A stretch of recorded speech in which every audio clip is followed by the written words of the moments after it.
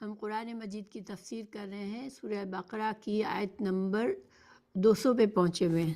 اعوذ باللہ من الشیطان الرجیم، بسم اللہ الرحمن الرحیم۔ فَإِذَا قَضَيْتُم مَّنَاسِكَكُمْ فَاذْكُرُوا اللَّهَ كَذِكْرِكُمْ آبَاءَكُمْ أَوْ أَشَدَّ ذِكْرًا فَمِنَ النَّاسِ مَن يَقُولُ رَبَّنَا آتِنَا فِي الدُّنْيَا وَمَا لَهُ فِي الْآخِرَةِ مِنْ خَلَاقٍ وَمِنْهُمْ مَنْ يَقُولُ رَبَّنَا آتِنَا فِي الدُّنْيَا حَسَنَةً وَفِي الْآخِرَةِ حَسَنَةً وَقِنَا عَذَابَ النَّارِ۔ اس کا ترجمہ کیا ہے؟ پھر جب تم ارکان حج ادا کر چکو تو اللہ تعالیٰ کا ذکر کرو، جس طرح تم اپنے باپ دادوں کا ذکر کیا کرتے تھے، بلکہ اس سے بھی زیادہ۔ بعض لوگ وہ بھی ہیں جو کہتے ہیں اے ہمارے رب ہمیں دنیا میں دے، ایسے لوگوں کا آخرت میں کوئی حصہ نہیں۔ اور بعض لوگ وہ بھی ہیں جو کہتے ہیں اے ہمارے رب ہمیں دنیا میں نیکی دے اور آخرت میں بھی بھلائی عطا فرما اور ہمیں عذاب جہنم سے نجات دے۔ تو یہ دعا تو ہم سب مانگتے ہیں، انشاءاللہ آپ لوگوں کو سب کو یاد ہوگی۔ اتنی خوبصورت دعا ہے اور بہت ہی کمپلیٹ دعا ہے کہ اللہ تعالیٰ نے اس دعا کے ذریعے ہمیں سب کچھ مانگنا سکھا دیا، ٹھیک ہے۔ اب اس کا تعلق پیچھے سے ہم حج کے احکامات پڑھ رہے ہیں، تو اب اسی سے تعلق ہے اس آیت کا بھی۔ عرفہ کے دن میں عرفات جانا پڑتا ہے، ٹھیک ہے۔ عرفات زوال کے فوراً بعد عرفات کے میدان میں جانا ہوتا ہے، وہاں پھر دعائیں مانگنی ہوتی ہے، اللہ سے قیام کرنا ہوتا ہے، نمازیں پڑھنی ہوتی ہے، وقوف کرنا ہوتا ہے عرفات میں، وہاں تک کہ سورج غروب ہو جائے۔ پھر جب سورج غروب ہوتا ہے تو مغرب پڑھے بغیر عرفات سے نکلا جاتا ہے اور مزدلفہ جایا جاتا ہے۔ مزدلفہ میں جا کر مغرب اور عشاء کو ایک ساتھ جمع کر کے پڑھا جاتا ہے، 3 رکعت مغرب کی اور 2 رکعت قصر کر کے عشاء کی پڑھی جاتی ہے، اور پھر رات کو عبادت میں گزارا جاتا ہے، آرام کیا جاتا ہے، اور بہت ارلی مارننگ جب فجر کا ٹائم جیسے ہی شروع ہوتا ہے تو فجر پڑھ کے پھر دعائیں خوب مانگ کر پھر کیا کرتے ہیں، مینا میں جاتے ہیں اور پھر رمی جمار کرتے ہیں۔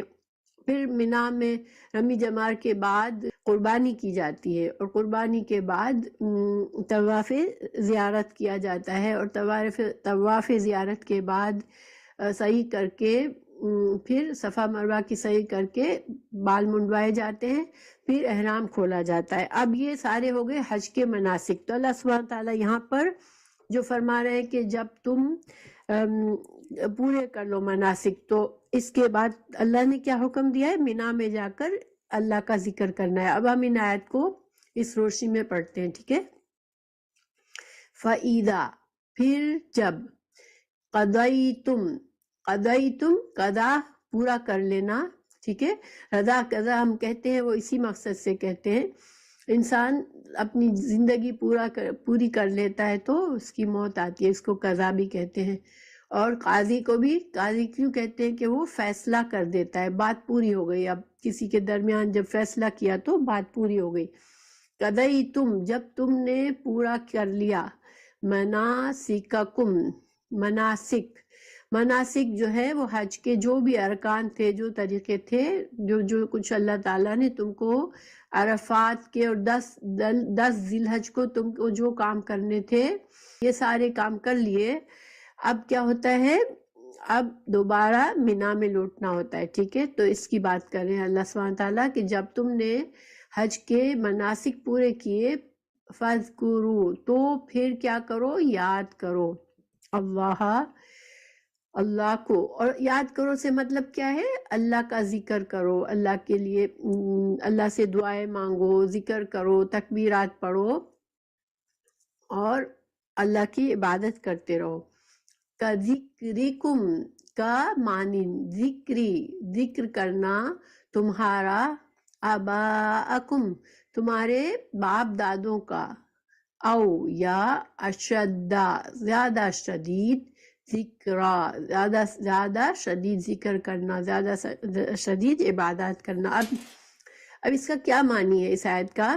اللہ تعالیٰ فرما رہے ہیں کہ جب تم ارکان حج پورے کر لو تو پھر ذکر کرو اللہ کا، جس طرح تم اپنے باپ دادوں کا ذکر کرتے تھے یا پھر اس سے بھی زیادہ۔ اب دیکھیں اس کا کیا مطلب ہے۔ تو دیکھیں جب میں نے آپ کو بتایا ہے کہ حج جو ہے وہ جہالت کے وقت میں بھی کیا جاتا تھا، رسول اللہ صلی اللہ علیہ وسلم کی بعثت سے پہلے بھی حج ہوتا تھا۔ حضرت ابراہیم علیہ السلام نے حج کا طریقہ حضرت ابراہیم علیہ السلام سے شروع ہوا تھا۔ حضرت اسماعیل علیہ السلام ان کے بیٹے تھے جو مکہ میں آباد ہوئے تھے، تو ان کی نسل سے پھر یہ سلسلہ چلتا رہا حج کا، اور لوگوں کو پتا تھا کہ یہاں پر اللہ کا، یہ کعبہ اللہ کا گھر ہے اور یہاں حج ہوتا ہے۔ لیکن وقت کے ساتھ ساتھ اس میں شرک آ گیا، لوگوں نے کعبہ میں بت رکھ دیے، اور اس میں پھر اللہ کے لیے بھی کرتے اور ساتھ ساتھ بتوں کے لیے بھی کرتے تھے، اور لوگ دور دور سے حج کے لیے آتے تھے۔ لیکن کرتے کیا تھے؟ مینا میں جا کر پھر 3 دن تک خوب میلے لگاتے، اپنے باپ دادا کے قصے سناتے، اور عربوں میں یہ چیز تھی کہ اپنے باپ دادا کے لیے بہت زیادہ وہ پراؤڈ محسوس کرتے تھے۔ جو نسب نامہ ہوتا ہے نا، عرب اپنا نسب نامہ صدیوں تک لکھتے رہتے تھے، اور وہ بڑا فخر کرتے تھے کہ میں فلاں کی اولاد ہوں، میں فلاں کی اولاد ہوں، میرے باپ دادا نے یہ کارنامے کیے، میرے باپ دادا نے یہ کام کیے۔ اور باپ دادا کے نام سے ہی انسان پہچانا جاتا تھا، اس کی شان ہوتی تھی۔ ان کو حج کا کوئی سینس تو صحیح نہیں تھا، یعنی اتنا شرک آ گیا تھا، کوئی صحیح طریقہ نہیں تھا، تو پھر وہ کیا کرتے تھے، یہ ایک شغل ہوتا تھا کہ مینا میں جا کر وہ اپنے باپ دادا کے قصے سناتے اور خوب فخر کرتے ایک دوسرے پر، اور میلے لگاتے، بازار لگتے، اور لوگ ایک دوسرے سے ملتے، اور ایک جشن ہوا کرتا تھا۔ اللہ سبحانہ تعالیٰ نے فرمایا کہ تم یہ جہالت کا طریقہ چھوڑ کر مسلمانوں کو کیا بتایا کہ تم کو جب تم عرفات کے دن کے سارے عرفات کا دن پورا کر لو، اور جب تم 10 ذی الحج کو حج کے سارے مناسک پورے کر لو، پھر کیا کرو، تم مزدلفہ میں جاؤ، پھر مینا میں جاؤ، اور مینا میں جا کر تم کیا کرو، اللہ کا ذکر کرو۔ مینا کا جو مینا میں 3 دن گزارے جاتے ہیں، 11 ذی الحج، 12 اور 13۔ تو ان دنوں میں حاجیوں کو کیا کرنا ہوتا ہے؟ وہاں پر بس آرام کرتے ہیں، کھاتے پیتے، اور بس اللہ کی عبادت کرتے ہیں، دعائیں مانگتے ہیں، تکبیرات پڑھتے ہیں۔ ایک طرح سے اللہ کا شکر کرنے کا وقت ہوتا ہے کہ اللہ نے ہمیں توفیق دی کہ ہم نے حج کیا، اور اللہ سے دعائیں مانگنے کا وقت ہوتا ہے۔ کیونکہ جب بھی ہم کوئی نیکی کا کام کرتے ہیں، مثال کے طور پر فرض نماز کے بعد بیٹھ کے اگر انسان دعا کرتا ہے تو اس کی دعا قبول ہوتی ہے۔ اسی طرح روزہ کھولتے وقت مغرب میں دعا کرتا ہے تو اس کی دعا قبول ہوتی ہے۔ جب بھی کسی عبادت کی تکمیل ہوتی ہے وہ دعاؤں کی قبولیت کا وقت ہوتا ہے۔ تو اب حج کے اور 10 ذی الحج کے سارے مناسک کرنے کے بعد جب تم مینا میں پہنچو تو یہ وقت ہے کہ تم اب اللہ سے دعائیں کرو تاکہ اللہ تعالیٰ تمہاری دعائیں قبول کرے، ٹھیک ہے؟ اللہ سبحانہ تعالیٰ فرما رہے ہیں فَمِنَ النَّاسِ، پس لوگوں میں سے، من کچھ ہیں، یقولو جو کہتے ہیں، ربنا اے ہمارے رب، آتنا دے ہم کو، فی الدنیا دنیا میں، وما لہو اور ایسے لوگوں کو، یعنی صرف دنیا کی دعا مانگ لی انہوں نے، تو ایسے لوگوں کو پھر کیا ہوا کہ آخرت کے لیے، وما لہو نہیں ہے ان کے لیے، فی الآخرت آخرت میں، من خلاق کوئی حصہ۔ اب اللہ تعالیٰ فرما رہے ہیں کہ جب حج کے بعد کچھ لوگ ایسے ہیں جو کہ اللہ سے دعائیں تو مانگتے ہیں مگر صرف کیا مانگتے ہیں؟ دنیا کی خیر مانگتے ہیں۔ ربنا آتنا فی الدنیا، اللہ ہمیں دنیا دے۔ اب ایسے اللہ تعالیٰ نے اس کو ناپسند کیا کہ جو لوگ حج جیسی عبادت کریں اور اس کے بعد صرف اللہ سے دنیا مانگے، کیونکہ آپ کو پتہ ہے کہ اللہ سبحانہ تعالیٰ نے ہمیں بنایا ہے، اور اللہ تعالیٰ کے نزدیک دنیا کی کوئی حیثیت نہیں ہے۔ دنیا تو ایک امتحان کا گھر ہے، اور اس میں ہم ٹھیک ہے بندوں کو خیر چاہیے ہوتی ہے، لیکن اس میں ہم آزمائش کے لیے اور امتحان کے لیے آئے ہیں، اور اس میں ہمیں آخرت کمانا ہے۔ تو نیکی کے کام جو بھی کریں گے ہم دنیا میں، تو ہمیں آخرت کی نیت ہونی چاہیے کہ ہم آخرت کے اجر و ثواب کے لیے کر رہے ہیں۔ اب جو انسان حج جیسی عبادت میں بھی اس کو آخرت یاد نہیں آئے گی، تو وہ کیسا انسان ہوگا؟ نیچرلی وہ ایسا انسان ہوگا جس کی ساری بھاگ دوڑ اور کوشش صرف دنیا کے لیے ہوگی، اور وہ حج کے لیے بھی اسی لیے گیا ہوگا کہ وہاں پر دعا قبول ہوتی ہے، تو اس کو دنیا کی کوئی چیز مانگنے کے لیے جاتا ہے۔ مگر یہ اللہ سبحانہ تعالیٰ نے یہ پسند نہیں فرمایا۔ اللہ تعالیٰ نے فرمایا کہ اگر جو انسان ایسا کرتا ہے تو پھر اس کو آخرت میں کچھ بھی نہیں ملے گا، کیونکہ اس نے آخرت کی نہ مانگا ہی نہیں، اور جو مانگتا نہیں اس کا مطلب ہے آخرت کی کوئی کوشش بھی نہیں کرتا۔ ظاہری بات ہے جب ہم کسی کام کی کوشش کرتے ہیں حاصل کرنے کے لیے، تو ہم اس کے لیے دعا بھی کرتے ہیں کہ اللہ ہم یہ محنت کر رہے ہیں تو ہمیں کامیابی دے۔ لیکن جس انسان کے دماغ پر آخرت ہے ہی نہیں، تو وہ محنت بھی نہیں کرے گا اور وہ دعا بھی نہیں کرے گا۔ تو اللہ سبحانہ تعالیٰ نے فرمایا کہ پھر ایسے انسان کو دنیا تو اللہ چاہے گا تو دے دے گا، ظاہر ہے اللہ دعائیں قبول کرتا ہے، تو دنیا تو اللہ چاہے گا تو دے دے گا، اور دنیا کا تو ویسے بھی ہر انسان کا رزق مقرر ہے تو اس کو ملنا ہی ہے، لیکن آخرت میں پھر اس کو کوئی حصہ نہیں ملے گا۔ اور اللہ تعالیٰ بتا رہے ہیں کہ وَمِنْهُمْ، اور ان میں سے مَن يَقُولُ، جو کہتے ہیں ربنا، اے ہمارے رب، آتنا، دے ہم کو، فی دنیا میں، حسنتن، بھلائی، اور حسنتن میں بہت وسیع معنی ہے۔ اگر ہم حسنہ، ہا سین نون کا معنی ہوتا ہے خوبصورت، اچھی، سب سے اچھی چیز، خوبصورت چیز۔ تو اللہ تعالیٰ سے جب ہم حسنہ مانگتے ہیں تو ہم اللہ سے خیر اور بھلائی مانگتے ہیں۔ دیکھیں یہاں پر ہم اللہ سے نہ ہم نے بنگلہ مانگا، نہ کوٹھی مانگی، نہ کار مانگی، نہ اچھی جاب مانگی، نہ اچھا رشتہ مانگا، ہم نے کیا کہا؟ ربنا آتنا فی الدنیا حسنہ۔ اور ہمارے لیے کیا چیز میں بہتری ہے وہ کون سب سے زیادہ جانتا ہے؟ وہ اللہ جانتا ہے۔ ہماری تو جذبات وقتی ہوتے ہیں، آج ہم ایک چیز کے پیچھے دیوانے ہوتے ہیں تو کل اس چیز کی پرواہ بھی نہیں ہوتی، کل کوئی اور چیز کے دیوانے ہو جاتے ہیں۔ تو اگر جب حسنہ، دنیا کی حسنہ مانگیں گے، اللہ دنیا میں ہمیں بھلائی دے، تو اللہ تعالیٰ ہمیں اپنے علم سے، پھر چونکہ ہم نے اللہ پر بھروسہ کیا، اللہ سے اس کے طرف سے خیر مانگی، بھلائی مانگی، تو اللہ سبحانہ وتعالیٰ جو بھی چیز ہمارے حق میں بہتر ہوگی اللہ تعالیٰ ہمیں دنیا میں بھی دے دیں گے، ٹھیک ہے۔ اور اس سے ہمیں یہ بھی پتہ چلا کہ اللہ سے دنیا کے بھلائی مانگنا کوئی ایسا بری بات نہیں ہے۔ دنیا مانگنا، دنیا کی اچھی خیر مانگنا، اچھی صحت مانگنا، اچھا رزق مانگنا، اچھی فیملی، اچھے ساتھی مانگنا، اچھی زندگی مانگنا، یہ سب اچھی باتیں ہیں۔ دنیا میں اللہ تعالیٰ نے، حالانکہ ہمیں دنیا کا وقت آزمائش کا ہے، لیکن اس آزمائش میں اگر ہمیں اللہ تعالیٰ جتنی اچھائیاں اور خیر بھلائی دے اور اپنی ایک توفیق دے، نیکی کی توفیق دے، وہ بھی حسنہ میں آ گئی، تو پھر ہم انشاءاللہ اچھی دنیا گزار کے ہم ساتھ ساتھ آخرت کی بھی تیاری کریں گے۔ تو اللہ تعالیٰ سے نے سکھایا ہمیں کہ کیا مانگنا ہے؟ دنیا میں بھلائی مانگنی ہے، وَفِي الْآخِرَةِ، اور آخرت میں حسنتاً، بھلائی دے۔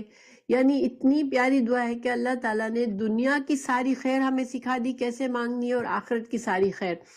تو دنیا کی خیر تو انسان کی اپنی اپنی پسند، اپنی اپنی لائف کی سٹائل کے لحاظ سے ہے، کسی کو کیا حسنہ لگتا ہے، کسی کو کیا، لیکن خیر اللہ سبحانہ تعالیٰ ہر انسان کو اس کے لحاظ سے اس کو حسنہ دیں گے کہ اس کے حق میں کیا بہتر ہے۔ اور اللہ سبحانہ تعالیٰ جب کسی کو اچھا دیتے ہیں تو اس کا کیا مطلب ہے کہ اس انسان کو دنیا میں وہ نعمت ملے جو اس کی آخرت کی بھلائی کا بھی ذریعہ بنے، آخرت کے اچھے انجام کا بھی ذریعہ بنے۔ کیونکہ دنیا کی بھلائی، دنیا کی کوئی بھی اچھائی جو ہے، دنیا کی کوئی بھی نعمت ہمارے لیے اسی وقت نعمت ہوتی ہے جب اس نعمت میں ہمارے لیے آخرت کا کوئی نقصان نہ ہو۔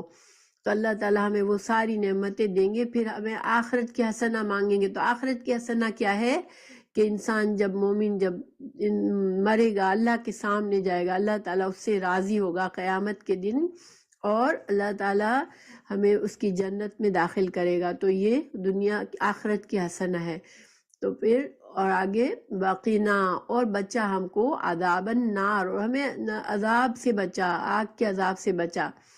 تو دیکھیں آگ کے عذاب سے بچا سے کیا مطلب ہے کہ ہر انسان جو ہے وہ جب مرے گا تو قیامت کے دن اس کو پلسرات سے بھی گزرنا پڑے گا. پلسرات کیا ہے؟ وہ ایک برج ہے، ایک پل ہے جو کہ جہنم کے اوپر بنا ہوا ہے، اور وہ بہت باریک ہے اور اس پر بہت اندھیرا ہے. اس میں سے اس پر سے گزرے گا جب انسان، اور جب جو کامیاب ہو جائے گا وہ جنت میں جائے گا. تو اس اندھیرے پل پر روشنی کس سے ہوگی؟ ہمارے نیک اعمال سے ہمیں روشنی ملے گی. ہر انسان کی اپنی روشنی ہوگی، کسی اور کو اس روشنی سے فائدہ نہیں ہوگا کہ اب کسی کے پاس بہت روشنی ہے تو اس کے ساتھ ساتھ چلنے سے دوسروں کو فائدہ ملے گا. نہیں، اس دن ہر انسان اپنی روشنی میں چلے گا تو پھر وہ جنت میں پہنچے گا. تو ہمیں دعا کیا مانگنی چاہیے کہ ہمیں اس پلسرات پر بھی اللہ آسانی سے گزار دے اور ہمیں جہنم کی آگ کی تپش بھی نہ محسوس ہو. بیکاز اس پل پر جو لوگ بہت آہستہ آہستہ جائیں گے اس لیے کہ ان کی روشنی بہت کم ہوگی، تو وہ جہنم کی آگ کو محسوس کرتے جائیں گے. اور کچھ لوگ اس پل سے مسلمان ہوں گے پھر بھی گر جائیں گے اور جہنم میں پہنچ جائیں گے، اور اپنے جتنے گناہ گناہوں کا وہ ان کے جب تک گناہ ان کا کفارہ نہ ہو جائے وہ جہنم کی آگ میں رہیں گے. پھر اللہ تعالیٰ ان کو نکالے گا ان کے ایمان کی وجہ سے. کیونکہ مومن جو بھی کلمہ گو ہے اور جو یقین دل سے یقین رکھتا ہے کلمہ پر، اور جو اللہ کے ساتھ کسی کو شریک نہیں کرتا، وہ ہمیشہ جہنم میں نہیں رہے گا. لیکن پلسرات سے گر سکتا ہے جہنم میں، ایک مومن ایک مسلمان گر سکتا ہے اپنے گناہوں کی وجہ سے، کیونکہ اس کے نیک اعمال اگر کم ہوں گے، روشنی کم ہوگی، تو وہ ہو سکتا ہے کہ پار نہ کر سکے اور گر جائے. تو ہمیں یہ دعا مانگنا بہت ضروری ہے. ہم اللہ سے جنت مانگے لیکن ساتھ ساتھ اللہ سے جہنم سے نجات بھی مانگے. اللہم اجرنا من النار، اللہم انی اسألک جنت الفردوس واعوذ بک من النار. اس طرح دعا کیا کریں، اللہ ہمیں جنت فردوس عطا کر اور ہمیں جہنم کی آگ سے بچا لے. کیونکہ جہنم کی آگ کا ایک جھونکا بھی انسان کے لیے برداشت سے باہر ہوگا، اور اللہ تعالیٰ ہمیں اس جھونکے سے بھی بچا لے. آمین. تو اللہ سبحانہ تعالیٰ نے یہ مکمل دعا سکھا دی ہمیں. انس بن مالک فرماتے ہیں کہ رسول اللہ صلی اللہ علیہ وسلم کثرت سے یہ دعا کرتے تھے. یہ حدیث ابو داؤد میں ہے. اور رسول اللہ صلی اللہ علیہ وسلم رکن یمانی اور حجر اسود کے درمیان یہی دعا کرتے تھے. پھر امام احمد اور امام مسلم نے انس رضی اللہ عنہ سے روایت کی ہے کہ آپ صلی اللہ علیہ وسلم نے ایک مریض کی عیادت کی تو جو سوکھ کر کانٹا ہو گیا تھا، تو آپ نے اسے یہی دعا سکھا کرنے کو نصیحت کی. اس نے ایسا ہی کیا اور اس کی بیماری دور ہو گئی. اصل میں وہ شخص بہت بیمار تھا، سوکھ کر کانٹا ہو رہا تھا. تو آپ صلی اللہ علیہ وسلم نے پوچھا تم اپنے لیے دعا مانگتے ہو؟ اس نے کہا کہ ہاں، میں اللہ سے دعا مانگتا ہوں، اللہ مجھے جو تکلیف دینی ہے دنیا میں دے دے اور آخرت کے عذاب سے مجھے بچا. تو آپ صلی اللہ علیہ وسلم نے فرمایا کہ کبھی اس طرح دعا نہ مانگو کہ جو تکلیف دینی ہے مجھے دنیا میں دے دے. کیوں؟ کیونکہ انسان کو اللہ سے ہمیشہ عافیت مانگنی چاہیے، کیونکہ ہم میں وہ برداشت نہیں ہے کہ اللہ تعالیٰ کی طرف سے ہم تکلیف مانگ کر تکلیف لیں اور پھر ہم اپنے اتنا صبر کریں کہ ہم اپنے ایمان پر بھی ثابت قدم رہ سکیں. انسان بیماری میں، تکلیف میں، بے روزگاری میں ہمت ہار جاتا ہے اور اس کا ایمان بھی خراب ہونے لگتا ہے. تو اصل دعا کیا ہے کہ انسان اللہ سے دنیا میں بھی عافیت مانگتا رہے. تو عافیت مانگنا بہت اچھی بات ہے، انسان ہر وقت عافیت مانگے اللہ سے. اللہم انی اسألک العفو والعافیۃ فی الدنیا والآخرہ. جب ہم کوئی بھی عمل کریں تو مست ہو کر نہ کریں. ہمیں دیکھنا چاہیے کہ میرے ان اعمال کا میری آخرت پر کہیں برا اثر تو نہیں پڑتا. دیکھیں ہم لوگوں کو اچھا لگتا ہے انجوائے کرنا، تفریح کرنا، اچھے جیسے جس بات سے ہمارا نفس خوش ہوتا ہے وہ کرنے میں ہمیں بہت مزہ آتا ہے، اور ہم وہ کر کے اتنا خوش ہو جاتے ہیں کہ ہماری زندگی تو بس بہت بہترین ہے. لیکن یہ چیزوں کی کثرت انسان کو آخرت کے بارے میں غافل کر دیتی ہے. ہمارا وقت بہت قیمتی ہے. یہ مطلب نہیں ہے کہ انسان خوش نہ ہو، انجوائے نہ کرے، مگر اعتدال رکھے انسان اور ہر دن کا کچھ نہ کچھ حصہ اگر ہم نے اللہ سے استغفار اور اللہ سے دعائیں اور آخرت کے لیے کچھ کمائی نہیں کی تو پھر ہمارا وہ دن ضائع ہو جاتا ہے۔ اب اس میں ہمیں ایک اور سبق یہ ملتا ہے اس آیت میں، یہاں پر اس کو میں پورا کر لوں اس کے بعد، اولئک یہی لوگ، لہم ان کے لیے، نصیب ایک حصہ ہے، مما اس میں سے جو کسبو انہوں نے کمایا، اور یہاں کمایا سے مطلب جو انہوں نے دعا کی، ٹھیک ہے۔ اللہ تعالیٰ فرما رہے ہیں کہ جو لوگ دنیا اور آخرت مانگیں گے ان کے لیے ان کی دعاؤں کا ایک حصہ ہے۔ اب کیا مطلب ہے؟ دنیا کی حسنت مانگ لی، آخرت کی مانگ لی، تو اس کا مطلب ہے کہ ہم نے دونوں چیزیں مانگ لی تو انشاءاللہ ہمارے لیے دونوں چیزوں میں خیر ملے گی۔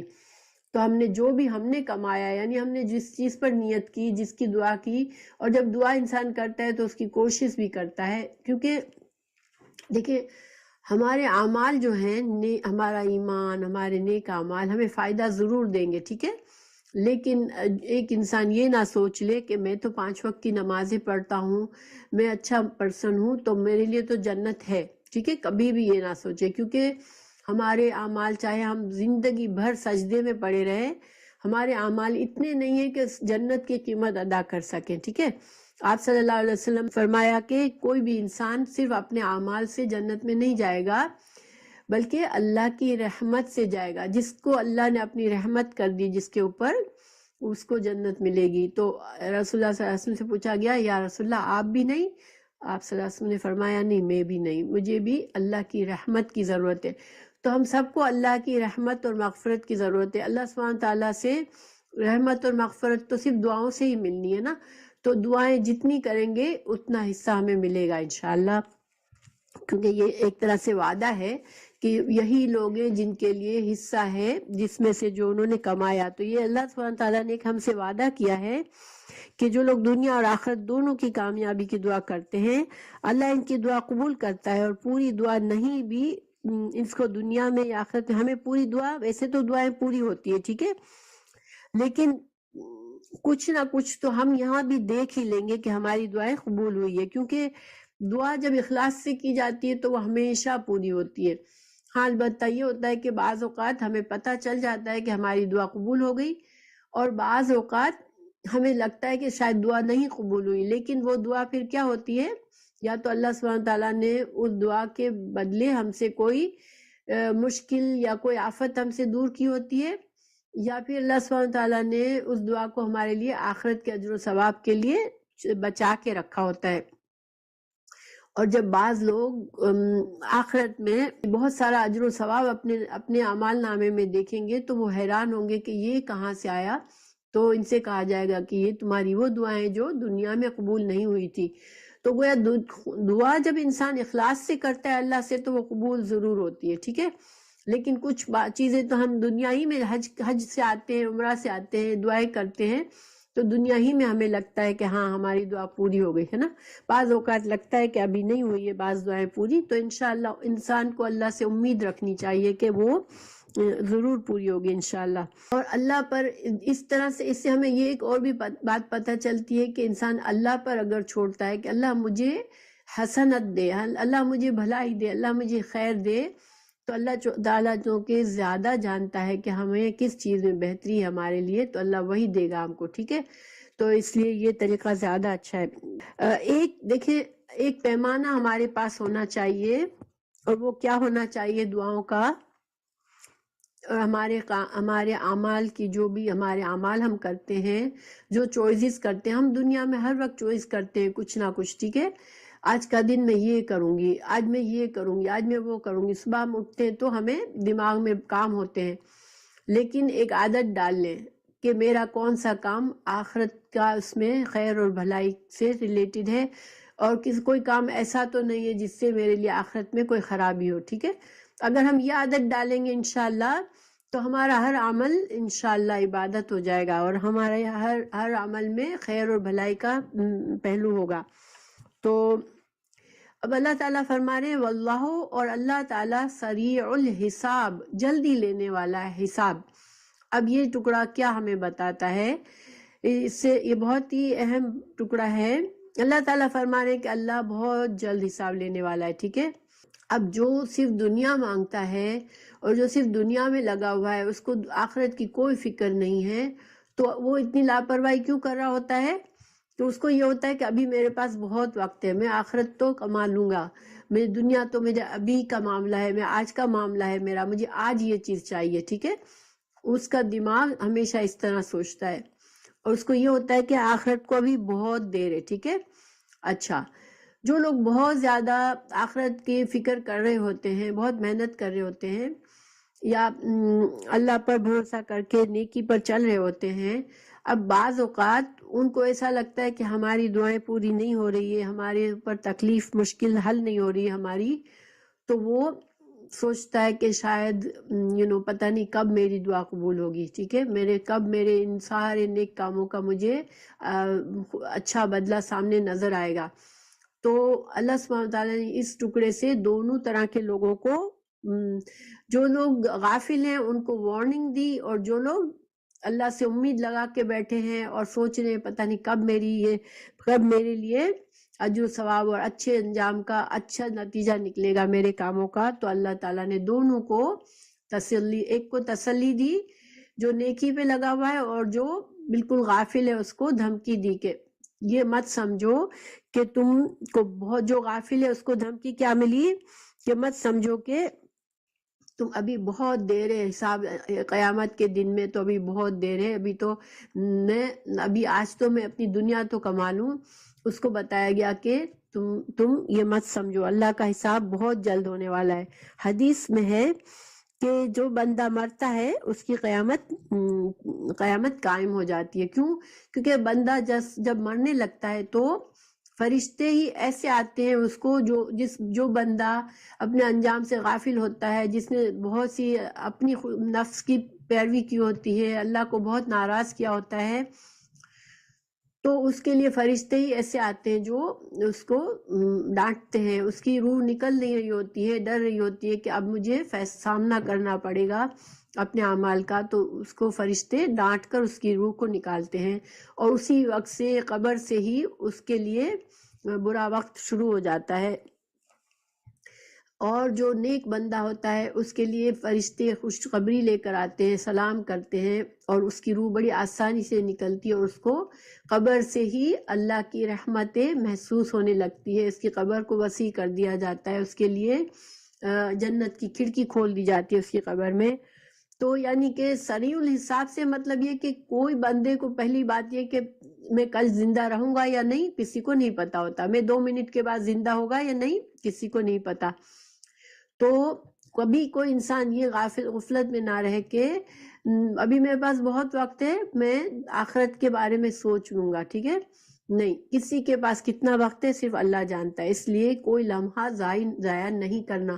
یہ اللہ کا شکر ہوتا ہے کہ اللہ تعالیٰ زندگی میں نعمتیں دیتا ہے، ہم خوش ہوتے ہیں، ہم انجوائے کرتے ہیں، اور ہمیں کوئی ایسی تکلیف پریشانی دنیا میں نہیں ہوتی۔ بعض لوگوں کو تو سوچتے ہیں کہ واہ میری تو بہت لائف اللہ نے اچھی دے دی، مگر پھر اس کا ایک نقصان یا ایک چانس، یا اس بندے کو ایک فکر ضرور کرنی چاہیے کہ کہیں میں ان خوشیوں میں غافل نہ ہو جاؤں، کیونکہ دیکھیں تکلیف کا ایک فائدہ یہ ہوتا ہے، برے وقت کا یہ فائدہ ہوتا ہے کہ انسان اللہ کو زیادہ یاد کرتا ہے، ٹھیک ہے، لیکن جو انسان خوشی میں اللہ کو زیادہ یاد کرتا ہے تو اس کے لیے بہت زیادہ فائدہ یہ ہے کہ پھر اللہ تعالیٰ اس کو اس کے غم میں بہت جلدی اس کی دعا سنتا ہے۔ تو اور وہ وقت تو ہمارا گزر ہی رہا ہے، تو انشاءاللہ انسان کو اپنی لائف میں بیلنس رکھنا چاہیے، اور ایک تھوڑا حصہ، کچھ حصہ اپنا مخصوص ہونا چاہیے کہ یہ میرا حصہ ضرور بضرور دن کا آخرت کے لیے ہے۔ اپنی فجر کی نماز کو لمبا کر لیں اگر چاہے تو، وہ وقت ایسا ہوتا ہے جس میں انسان فری ہوتا ہے، کوئی اس کو پریشانی نہیں ہوتی، اور اس میں زیادہ سے زیادہ اذکار کریں، دعائیں کریں، یا پھر اپنی عشاء کی نماز کے بعد بیٹھ کے بہت سی دعائیں کریں۔ اور دن کی نمازوں میں بھی اگر آپ کے اوپر کوئی ایسی ذمہ داری نہیں ہے جو آپ کو بہت زیادہ کھینچ رہی ہے، تو کوئی نہ کوئی نماز ایسی رکھے جس میں آپ سکون سے بیٹھ کے بڑی لمبی دعا کریں، اور اللہ سے اچھی نماز پڑھیں، اور اللہ سے استغفار کریں۔ اور قرآن کو سیکھنا، قرآن کو سمجھنا، یہ انسان کے لیے بہت ہی اجر و ثواب کا کام ہے، اور اس سے دنیا بھی سنور جائے گی، آخرت بھی۔ تو اس کے لیے بھی اپنے لیے زیادہ سے زیادہ ٹائم نکالیں۔ اس کے بعد ٹھیک ہے اچھا وقت گزاریں، اور یہ خوش نصیبی ہے کہ اللہ تعالیٰ دنیا بھی جس کو اچھی دے اور آخرت بھی اچھی دے، تو ہمیں خواہش بھی کرنی چاہیے، مگر اپنے اعمال پر نظر رکھنا چاہیے۔ انسان کو یہ یاد رکھنا چاہیے کہ میں کبھی بھی مر سکتا ہوں، اور میری یہ مہلت دنیا کی ختم ہو سکتی ہے، تو ہم اس مہلت کو غفلت میں نہ نکالیں، ٹھیک ہے انشاءاللہ۔ پھر آگے اللہ تعالیٰ فرما رہے ہیں وَاذْكُرُوا، اور یاد کرو اللہ کو، فی میں، ایامن کچھ دنوں میں، معدودات گنے چنے دنوں میں یاد کرو۔ اور یہ گنے چنے دن کیا ہیں؟ یہ حجی سے تعلق ہے۔ جب انسان عرفات، جب انسان 10 ذی الحج کو حج کے مناسک پورے کر لیتا ہے، تو جو 3 دن ملے ہوئے ہیں، 11 12 13 ایام تشریق، اس کی بات ہو رہی ہے کہ ان دنوں میں تم کیا کرو؟ اللہ کی زیادہ سے زیادہ یاد کرو، عبادت کرو، اللہ سے دعائیں مانگو۔ فمن، پھر جو کوئی تعجلا جلدی کر لے، فی میں، یومین تثنیہ ہے، 2 دن میں، یعنی کہ ایام تشریق میں 3 دن کے ہیں، مگر کسی کو جلدی لوٹنا ہے اپنے گھر تو 2 دن میں کر سکتا ہے، یہ اجازت اللہ نے رخصت دی ہے کہ پھر 11 12 کی عبادت کر کے 13 کو نکل جائے۔ فلا، تو نہیں، اسما، کوئی گناہ، علیہ، اس پر، اللہ تعالیٰ نے چونکہ رخصت دی ہے تو اس پر کوئی گناہ نہیں ہے۔ لیکن جب آپ حج کے لیے گئے تھے تو 13 ذی الحج کو وہاں سے نکلے تھے، لیکن اللہ نے چونکہ رخصت دی ہے تو کوئی گناہ نہیں ہے اگر کوئی 2 دن کے بعد نکلے۔ بس ذہن کیا رکھنا ہے کہ بہتر کیا چیز ہے؟ 3 دن رہے، اور اگر مجبوری ہے تو پھر 2 دن رہے، لیکن اس وجہ سے نہ 2 دن میں بھاگے کہ چلو اب میں تھک گئی، اب میں عبادت سے بیزار ہو گئی، اب میں نے بہت عبادت کر لی۔ نہیں، یہ اللہ تعالیٰ نے خاص دن دیے ہمیں دعائیں مانگنے کے لیے، اللہ کی تکبیرات کے لیے، اور ان دنوں میں تکبیرات کہنا بہت بہت اس عبادت کی خاص عبادت ہے۔ اللہ اکبر، اللہ اکبر، اللہ اکبر، لا الہ الا اللہ، واللہ اکبر، اللہ اکبر، وللہ الحمد۔ یہ تکبیرات ہر وقت پڑھنی ہے ان دنوں میں۔ حضرت عبداللہ بن عمر رضی اللہ عنہ کے بارے میں کہا جاتا ہے کہ وہ رمی جمار کے وقت بھی تکبیرات کہتے تھے، اور ان ایام تشریق میں مسلسل یہ تکبیرات کہتے تھے۔ اور ایک حدیث ہے کہ رسول اللہ صلی اللہ علیہ وسلم نے فرمایا کہ ایام تشریق کھانے پینے اور ذکر الہی کے ایام ہیں، یہ بخاری کی روایت ہے۔ پھر آگے اللہ تعالیٰ نے رخصت کے بعد پھر آگے تقوی کی بات کر دی کہ لیمن، واسطے اس کے جو، ومن تاخرا، جس نے تاخیر کی، فلا اسما، نہیں کوئی گناہ، علیہ، اس پر، لیمن، واسطے اس کے جو، اتقا، جس نے تقوی کیا۔ یعنی پیچھے کہا گیا کہ جو جلدی چلا جائے 2 دن میں اس کے لیے بھی کوئی گناہ نہیں، اور جو 3 دن میں جائے اس کے لیے بھی کوئی گناہ نہیں، لیکن شرط کیا رکھی یہاں پر؟ لیمن اتقا، جس کے دل میں تقوی ہو، اللہ کا خوف دل میں ہے۔ انسان جلدی اسی لیے جا رہا ہے کہ اس کو کوئی کام ہے، کوئی وجہ سے جا رہا ہے، مگر بیزاری سے نہیں جا رہا، اور جتنا وقت اس نے وہاں گزارا اللہ کے تقوی سے گزارا، اللہ کی تکبیرات پڑھی اور دعائیں کی، تو پھر اس کے لیے کوئی پرابلم نہیں ہے، کوئی گناہ نہیں ہے۔ پھر آگے اللہ تعالیٰ نے فرمایا واتقوا اللہ، اور ڈرو اللہ سے، وَاعْلَمُوا، اور جان لو، انکم، بے شک تم، الیہ، اسی کی طرف، تحشرون، تم اکٹھے کیے جاؤ گے۔ دیکھیں یہاں حج کی آیات کے ساتھ تم اسی کی طرف اکٹھے کیے جاؤ گے کا اللہ تعالیٰ نے فرمایا کہ تم اللہ سے ڈرو، کیونکہ تم اسی کی طرف اکٹھے کیے جاؤ گے، کیونکہ عرفات کا جو مجموعہ ہے، جمع ہونا ہے، وہ ایک طرح سے حشر کے دن کے مجموعے کی ہمارے لیے یادگار ہے۔ کیونکہ دیکھیں آپ اس سین کو غور کریں، عرفات میں ہر انسان، چاہے وہ بادشاہ ہو چاہے وہ فقیر ہو، ایک ہی لباس میں ہوتا ہے، اور سارے لوگ بس ایک ہی کام کر رہے ہوتے ہیں اللہ کے سامنے اس میدان میں۔ حالانکہ عرفات کا میدان صرف کیا ہے؟ مٹی ہے، کوئی وہاں پر ایسی کوئی خاص چیز نہیں ہے کہ ہم کہیں کہ اچھا یہاں یہ اس وجہ سے یہ ہے. بس اللہ نے اس جگہ کو چوز کیا ہے کہ اس کو مقدس بنایا ہے، اور وہاں پر ہمیں عبادات کرنی ہے، اور وہ ہمیں اپنی آخرت کو یاد کرنا ہے، کیونکہ اللہ نے ساتھ ہی ساتھ بتا دیا کہ تم سب اکٹھے کیے جاؤ گے، اسی کی طرف اکٹھے کیے جاؤ گے. یہ کہ تقوی، اللہ کا تقوی جو ہے وہ ضروری ہے دنیا میں، عام حالات میں بھی اور حج میں بھی. اور تقوی کیا ہوتا ہے کہ انسان کو اللہ یہ یقین ہو اللہ مجھے دیکھ رہا ہے، تو وہ ہر کام سوچ سوچ کے کرے کہ میرا یہ کام کہیں میرے اللہ کو ناراض کرنے والا نہ ہو. ٹھیک ہے، تو ہر معاملے میں انسان احتیاط کرے، اور یہ جان لے کہ آج عرفات میں ہم جمع ہوئے ہیں، تو پھر حشر کے دن بھی جمع ہوں گے، اور اللہ سے دعا بھی کرے کہ وہ دن تکلیف والا نہ ہو. حشر کا دن بڑا تکلیف والا ہے، بہت گرمی ہوگی، سورج بہت نیچے ہوگا، انسان کے پاس کچھ نہیں ہوگا، اور ہر انسان اپنے اپنے انجام کے فکر میں ہوگا، اور ڈر رہا ہوگا، پریشان ہوگا، اور برے حال میں. جو لوگ دنیا میں آخرت کو بھولے ہوئے ہوں گے وہ بہت برے حال میں ہوں گے.